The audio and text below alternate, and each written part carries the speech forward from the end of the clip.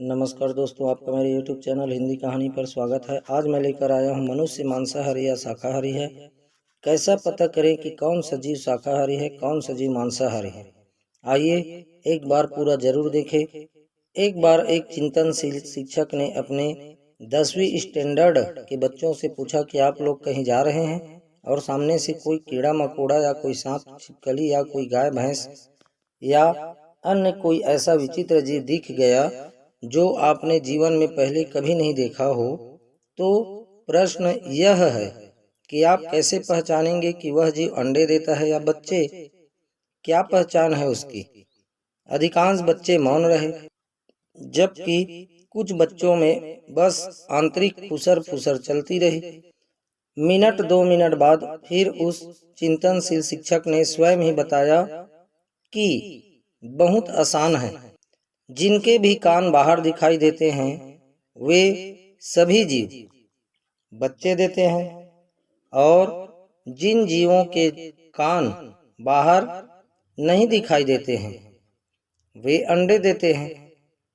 फिर दूसरा प्रश्न पूछा कि ये बताइए, आप लोगों के सामने एकदम कोई प्राणी आ गया तो आप कैसे पहचानेंगे कि यह शाकाहारी है या मांसाहारी, क्योंकि आपने तो उसे पहले भोजन करते देखा ही नहीं।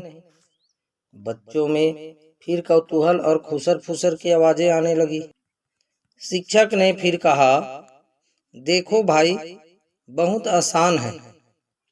जिन जीवों की आंखों की बाहर की यानी ऊपरी संरचना गोल होती है वे सब के सब मांसाहारी होते हैं, जैसे कुत्ता, बिल्ली, बाज, चिड़िया, शेर, भेड़िया, चील या अन्य कोई भी आपके आसपास का जीव जंतु जिसकी आंखें गोल है वह मांसाहारी ही होगा।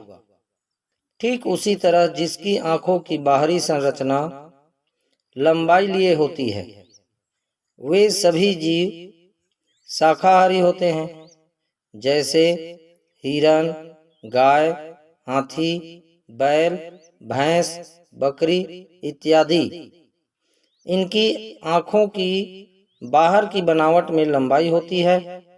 फिर उस चिंतनशील शिक्षक ने बच्चों से पूछा कि बच्चों, अब ये बताओ कि मनुष्य की आंखें गोल है या लंबाई वाली। इस बार सब बच्चों ने कहा कि मनुष्य की आंखें लंबाई वाली होती है। इस बात पर शिक्षक ने फिर बच्चों से पूछा कि यह बताओ, इस हिसाब से मनुष्य शाकाहारी जीव हुआ या मांसाहारी। सब के सब बच्चों का उत्तर था शाकाहारी। फिर शिक्षक से पूछा कि बच्चों, यह बताओ कि फिर मनुष्य में बहुत सारे लोग मांसाहारी क्यों करते हैं। तो इस बार बच्चों ने बहुत गंभीर उत्तर दिया, और वह उत्तर था कि अज्ञानतावश या मूर्खता के कारण। फिर उस चिंतनशील शिक्षक ने बच्चों को दूसरी बात बताई कि जिन भी जीवों के नाखून तीखे नुकीले होते हैं वे सब के सब मांसाहारी होते हैं, जैसे शेर, बिल्ली, कुत्ता, बाज, गीध या अन्य कोई तीखे नुकीले नाखूनों वाला जीव। और जिन जीवों के नाखून चौड़े चपटे होते हैं वे सब के सब शाकाहारी होते हैं, जैसे मनुष्य, गाय, घोड़ा, गधा, बैल, हाथी, ऊंट, हिरण, बकरी इत्यादि। इस हिसाब से भी अब ये बताओ कि बच्चों, कि मनुष्य के नाखून तीखे नुकीले होते हैं या चौड़े चपटे।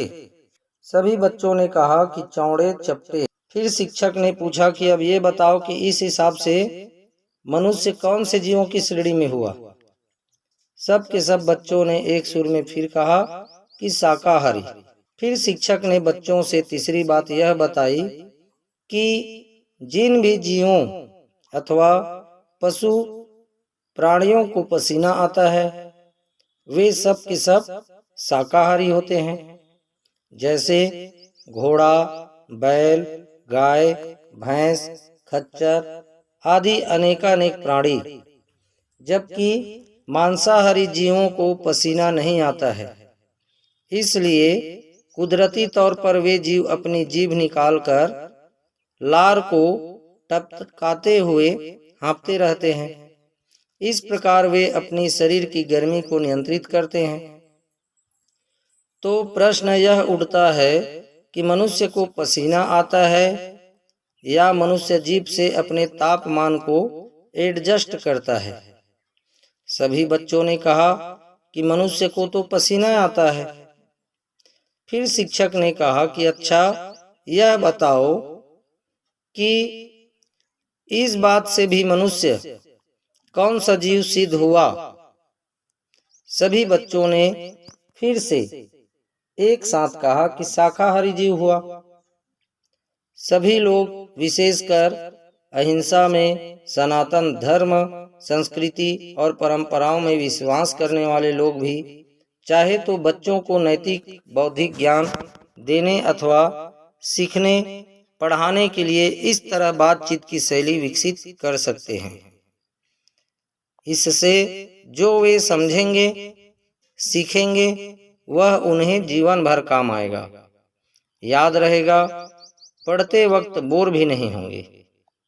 और बच्चे अगर बड़े हो जाएं तो उनको यह भी बताएं कि कैसे शाकाहारी मनुष्य जानकारी के अभाव में मांसाहार का उपयोग करता है और कहता है कि जब अन्न नहीं उपजाया जाता था तब मनुष्य मांसाहार का सेवन करते थे, जो सरासर गलत है। तब मनुष्य कंदमूल एवं फलों पर जीवित रहते थे, जो सही है एवं उसके संरचना और स्वभाव से मेल भी खाता है।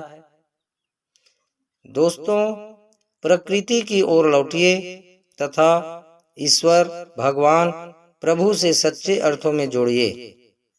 इस प्रकार सुंदर सुंदर और अच्छी जानकारी अपने बच्चों को बिल्कुल बताएं। और अगर आपको यह सुंदर जानकारी अच्छी लगी तो अपने मित्रों को भी शेयर करें, वीडियो को लाइक करें और इसी प्रकार की सुंदर सुंदर अच्छी अच्छी जानकारी, कथा और कहानियों के लिए आप मेरे YouTube चैनल हिंदी कहानी को सब्सक्राइब अवश्य करें। आप हमेशा खुश रहें, मुस्कुराते रहें। जय जय श्री राधे कृष्ण।